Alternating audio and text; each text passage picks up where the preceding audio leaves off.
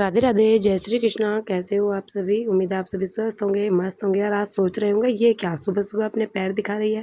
भाई मैंने थोड़ा सा अपने पे ध्यान दिया, नेल पेंट रिमूव करी, दूसरी लगाई, मुझे सुंदर लगी तो सोचा क्यों ना कैप्चर कर लेती हूँ। और उसके बाद मैं नहा के आ गई हूँ और मैं अपना टचअप कर लूँगी। आज मेरी तबीयत बिल्कुल भी अच्छी नहीं है, लेकिन क्या करें, काम तो करना ही है। पता नहीं क्या हो रहा है आजकल, जल्दी जल्दी बीमारी पकड़ रही है। बीमारी भी कुछ नहीं है, पता ही नहीं चलता, कभी बीपी डाउन, कभी हाई, या फिर पता नहीं आलस आ रहा है, क्या हो रहा है। मैं नहीं समझ पा रही हूँ मुझे क्या हो रहा है। लेकिन सुबह का जो रूटीन है वो मेरा मतलब बिल्कुल एज इट इज़ का एज इट इज़ रहता है। मैं उसमें चेंज नहीं करती हूँ। जल्दी उठना है तो उठना ही है, नहाना है तो नहाना ही है, पूजा करनी है तो करनी है। हाँ, उसके बाद मैं चारपाई पकड़ लूँ तो इसकी कोई उम्मीद नहीं है। तो उसके बाद मैं आ गई सीधा किचन में, क्योंकि बच्चे स्कूल जाते हैं और आपको पता ही है कि सुबह इतना ज़्यादा काम रहता है किचन का सबसे ज़्यादा। तो आते ही सबसे पहले मैंने चढ़ा दी थी चाय, और चाय बनेगी जब तक, क्योंकि भाई सबसे पहले हमारे घर में कोई ना कोई चाय ज़रूर पीता है। तो बेटी गई नहाने, तो मैंने सोचा उसका लंच पैक कर देती हूँ तब तक। तो कुछ फ्रूट है और आज मुझे बनाने हैं नमकीन जवे, क्योंकि रोटी बनाने की मेरी बिल्कुल हिम्मत नहीं थी। मैंने सोचा जो फटाफट बन जाए वही बना लेती हूँ। तो थोड़ी सी शिमला मिर्च, टमाटर, प्याज सबको चॉप कर दिया, और उसके टिफ़िन के लिए एक फ्रूट भी मैंने कट कर दिया। भाई सभी अपने बच्चों पे भी ध्यान दीजिए। वैसे तो देखो हर चीज़ में केमिकल आ रही है, लेकिन जितना हो सके उतना आप हेल्दी फूड खाइए। तो फ्रूट भी बहुत अच्छी चीज़ रहती है, दोपहर के समय तो ज़रूर खाने चाहिए फ्रूट। और तो मैंने उसका एप्पल कट कर दिया है, पैक कर दिया है, और इधर मैं अब लगा दूँगी तड़का। तो भाई हमारा तेल ना घर का तेल है, सरसों का। तो वो ना इतना धुआँ छोड़ता है ना कि दिमाग सड़ जाता है बहुत सुबह के टाइम में। तो मैंने दूर से डाला क्योंकि वो छींट भी ज़्यादा मार रहा था। और उसके बाद अब मैं इसमें बना दूँगी।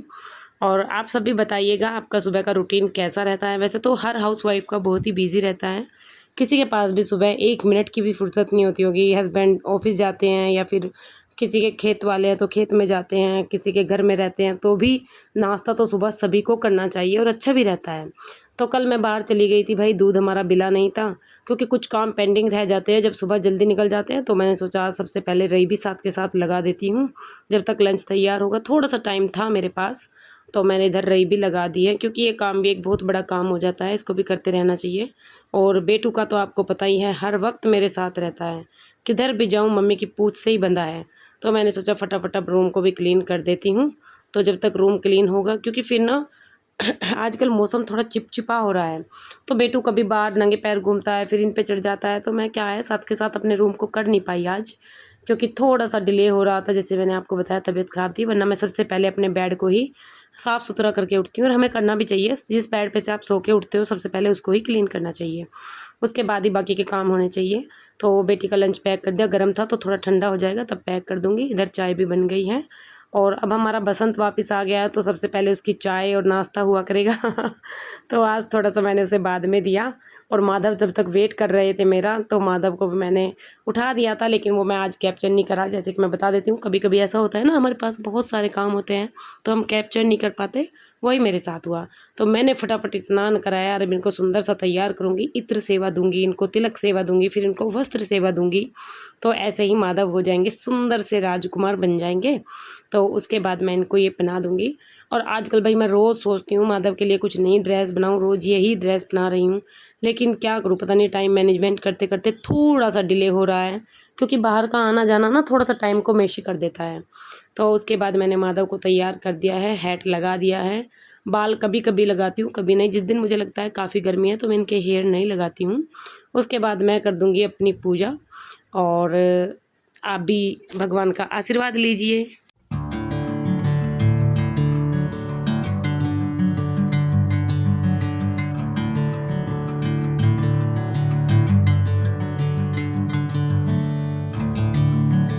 और पूजा करने से मुझे थोड़ी सी तो हिम्मत मिली है, क्योंकि देखिए भगवान में ही शक्ति है।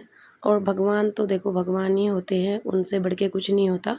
शरीर की मतलब उतार चढ़ाव आते रहते हैं ज़िंदगी में, हारी बीमारी चलती रहती है, लेकिन ऐसा ना हो कि हम भगवान को याद ना करें।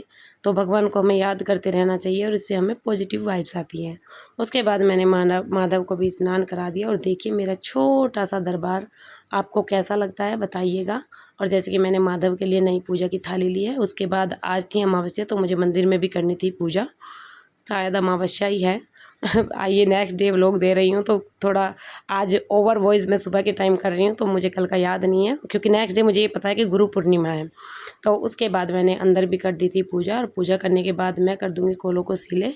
और ये कोले सीले करने भी शुभ होते हैं, इससे हमारे घर में नेगेटिविटी नहीं आती है, पॉजिटिव रहते हैं लोग बाग, और हारी बीमारी से दूर रहते हैं। उसके बाद मैंने स्नान कराया, और जैसे ही मैंने महादेव को स्नान कराया, भाई भगवान जी ने कोई कमी नहीं छोड़ रखी है महादेव को स्नान कराने की और हमारे कपड़ों को सड़ाने की।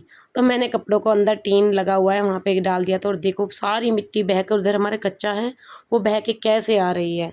लेकिन फिर मेरा मन बिल्कुल नहीं माना, और मन किया कि मैं बारिश में नहा लूँ। मैंने थोड़ा सा इंजॉय किया, और क्योंकि वैसे तबीयत ख़राब थी, लेकिन बारिश देख के रुका नहीं गया।